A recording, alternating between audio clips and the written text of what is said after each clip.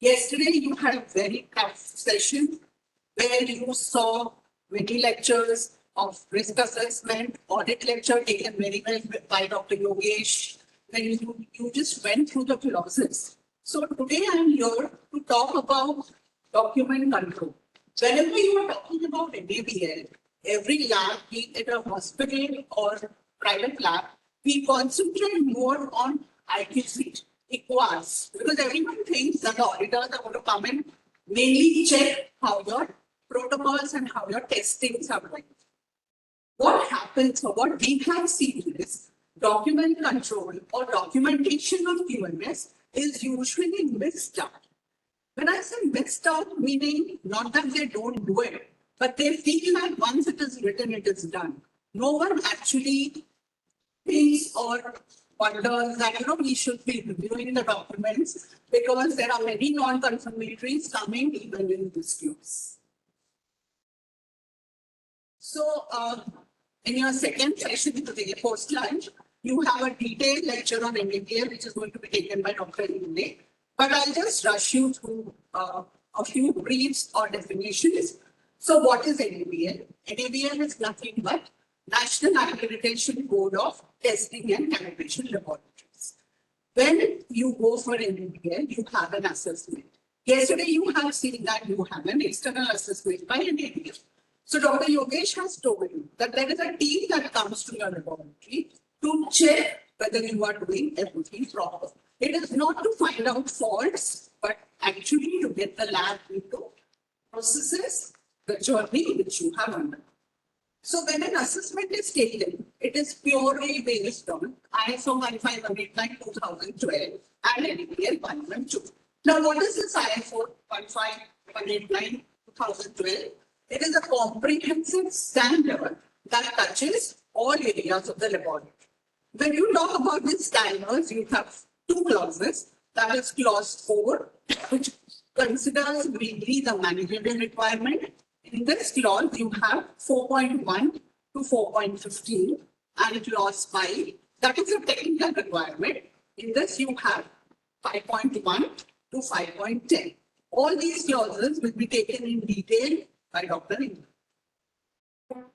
4.3, when I say 4.3, this is the document or this is the clause which mainly takes or looks into document control.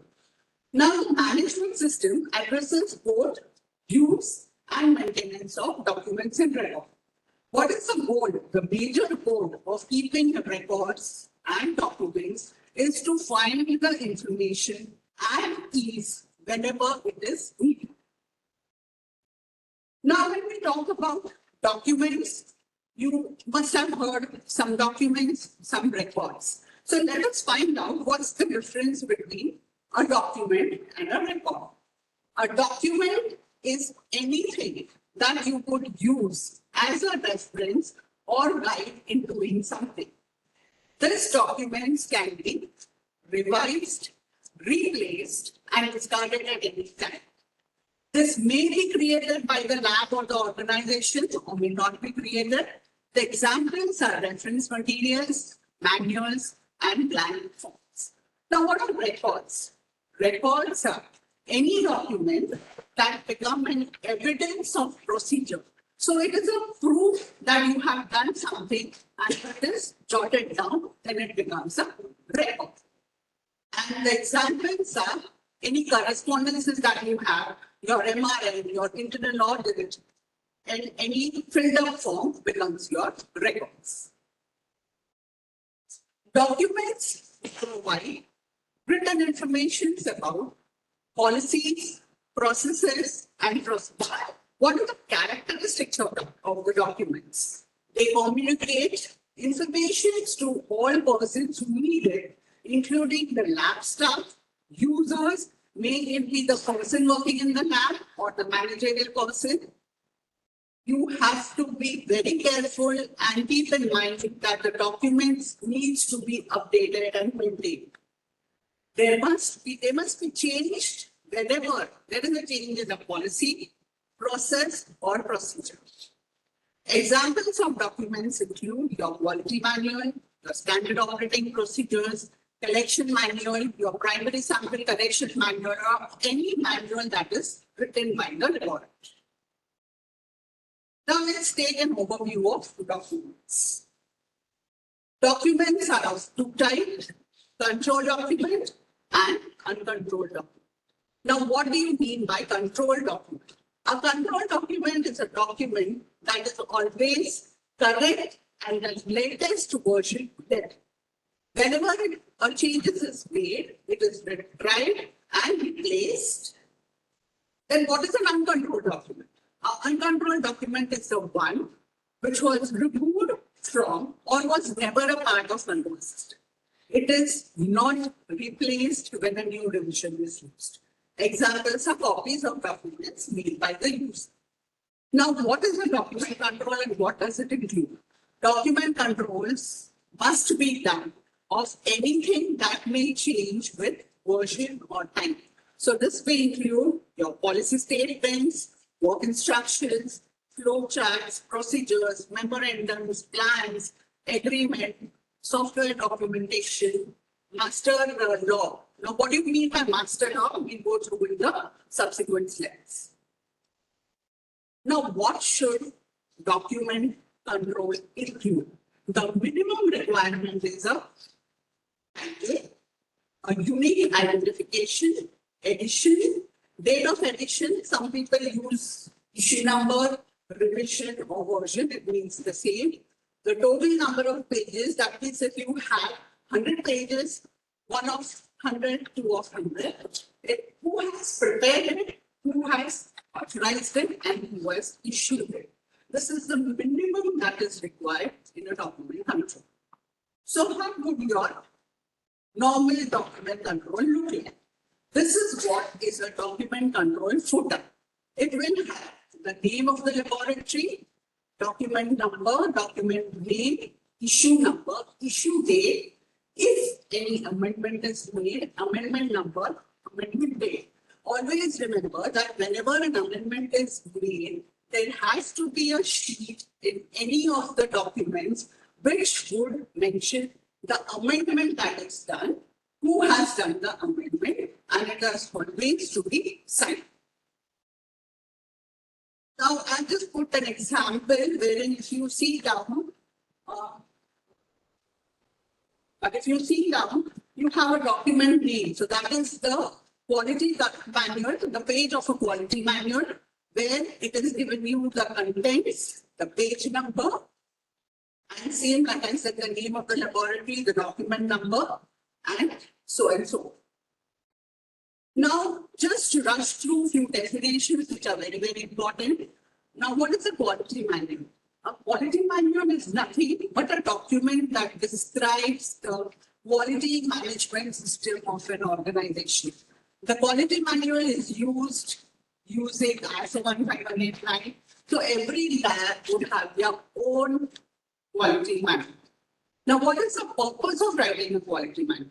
It would clearly communicate information to the lab users. It would serve as a framework for meeting quality system, and it conveys managerial commitment to the quality system. What is a policy? A policy is a documented statement of overall intentions and directions defined by the organization. Then what is a process? A process has steps involved in carrying out the quality policy. Every laboratory should have a quality policy and a quality objectives. What is a procedure? A procedure tells you how you are going to do any particular essay or a particular test.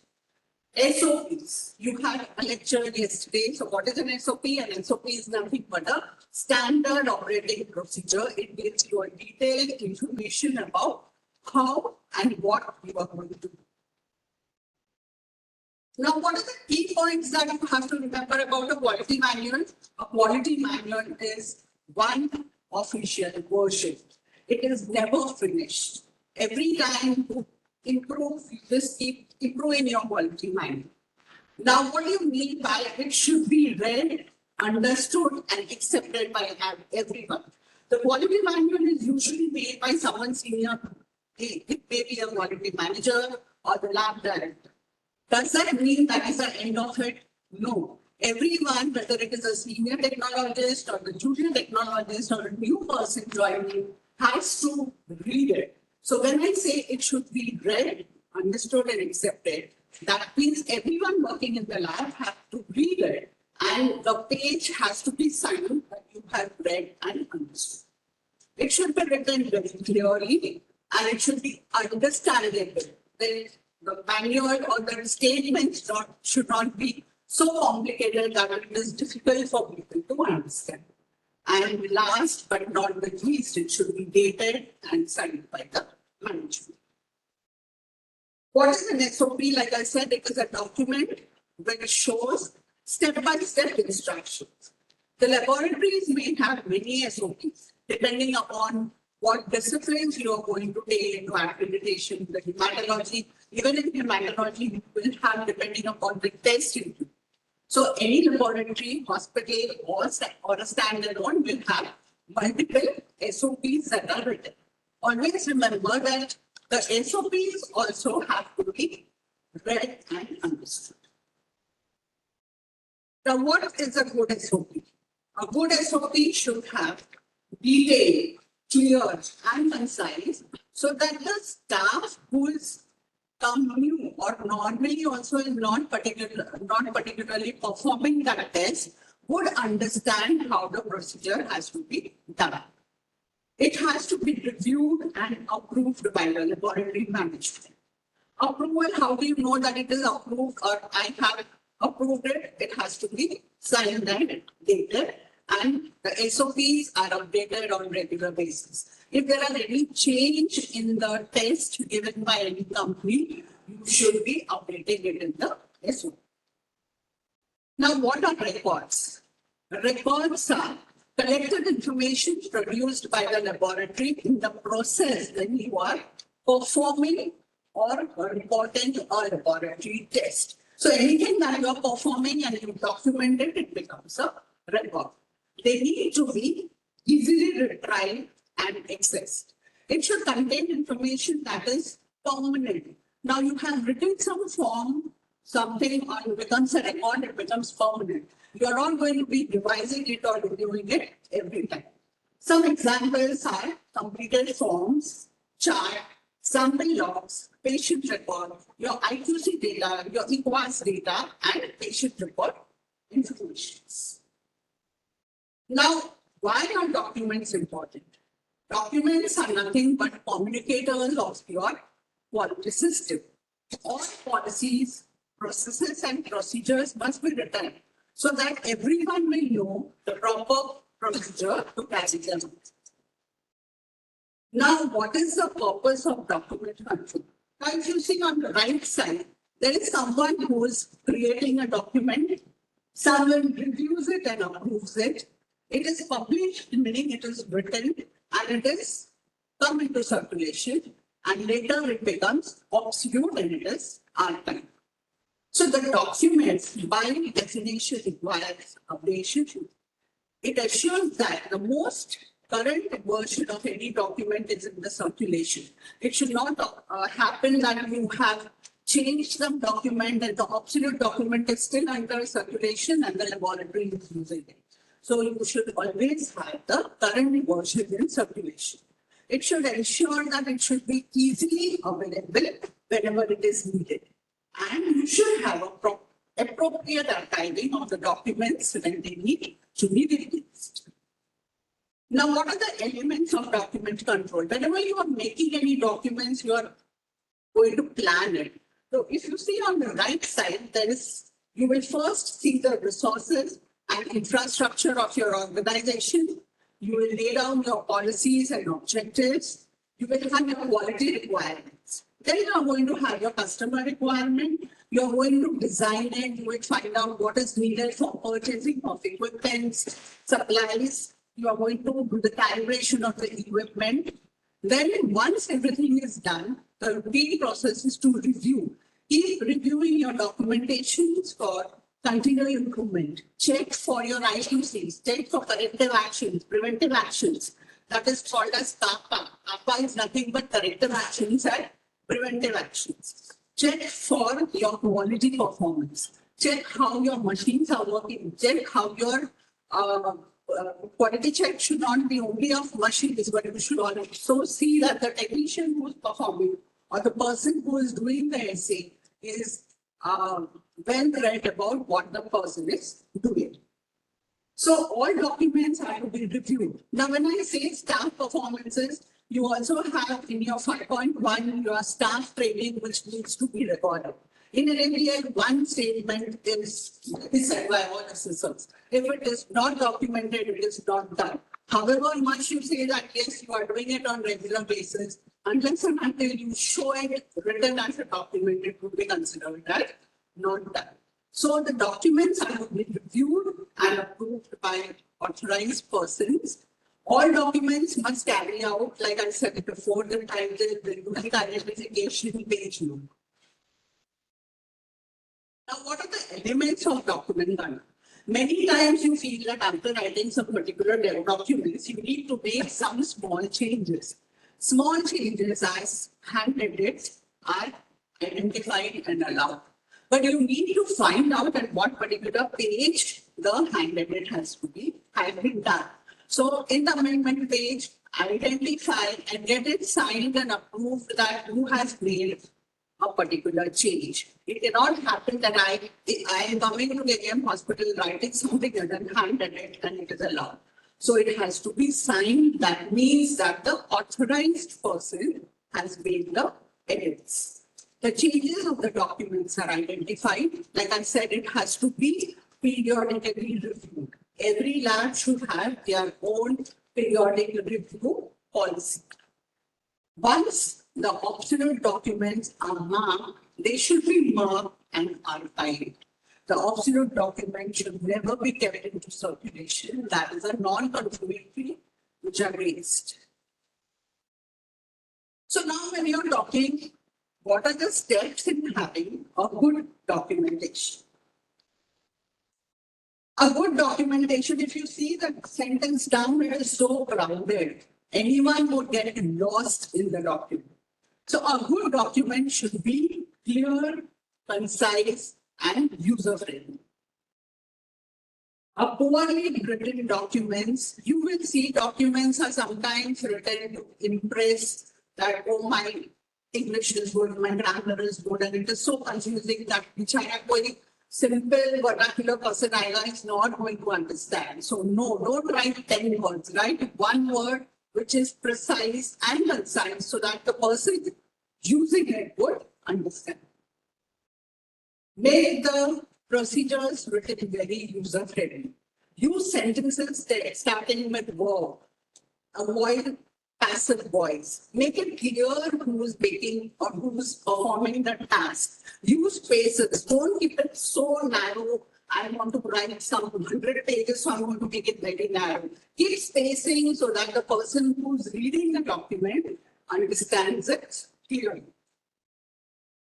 How much documentation do I need? Is this important? Yes. Avoid creating too many documents. Now, what is work instructions, work procedures? These are something that are kept at your bench, at your desktop when you're doing some process. So don't write work instructions for everything. If you have work instructions for everything, it is going to be your SOP. So think before you are writing. Don't make the lab person so heavy with documents that he's obviously not going to read. Or too little, that he has to actually find out that there is that word which is important and gets lost. So remember that the goal here is the consistency for your process. Now, if I say that there are two employees who are going to perform a particular task, will they perform it in the same way?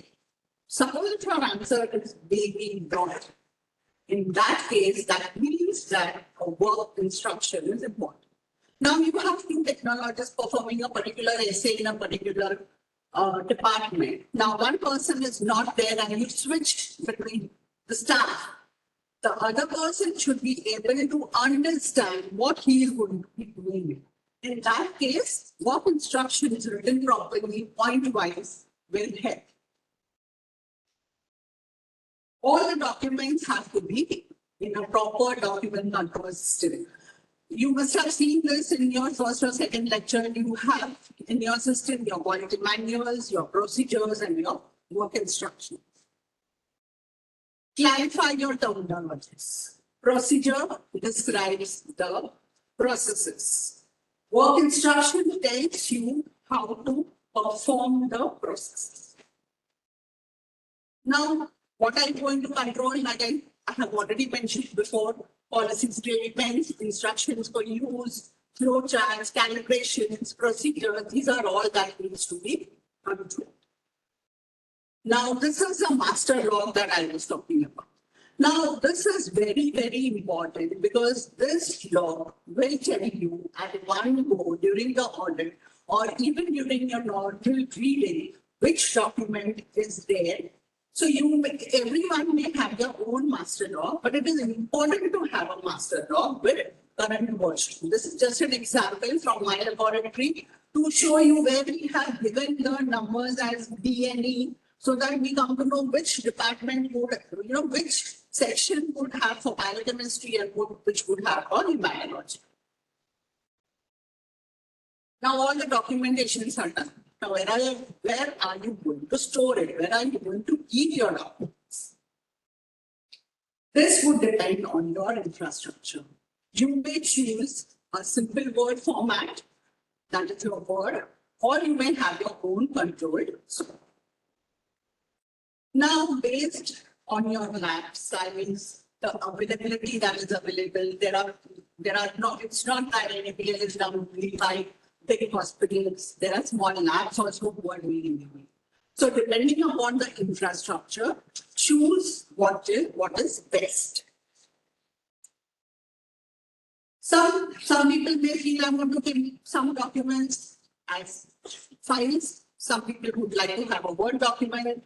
Some would like to put it on the system. So choose according to your availability. Master electronic equipment documents are stored in Word. You may have a hard copy, like I said, but a hard copy should always be marked as controlled.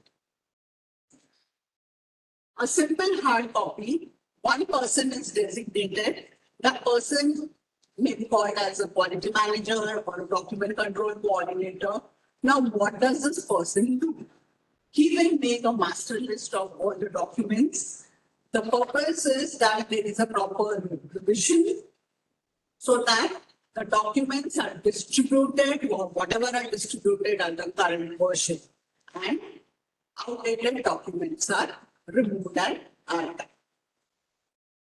Now, when you have an online system, you can also have an online system, but in this case, you have to be very careful that the rights are given for usage. Meaning, if it is there on the system, that doesn't mean that anyone can come and use and make the changes. So the employees needs to be given rights.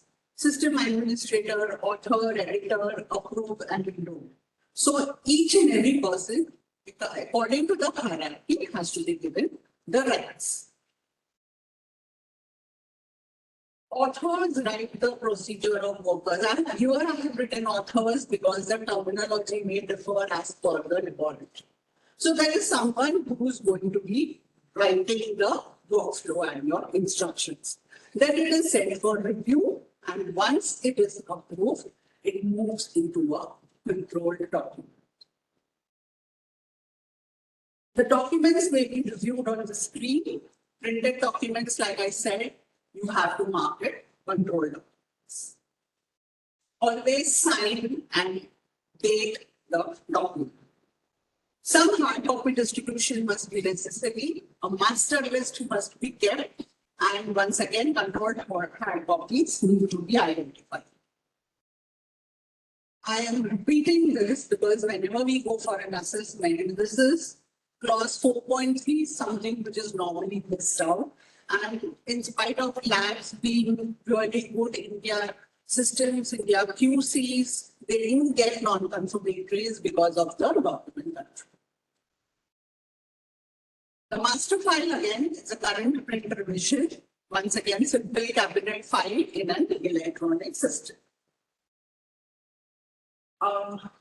Same again, number of copies, whatever copies are there, it has to be signed.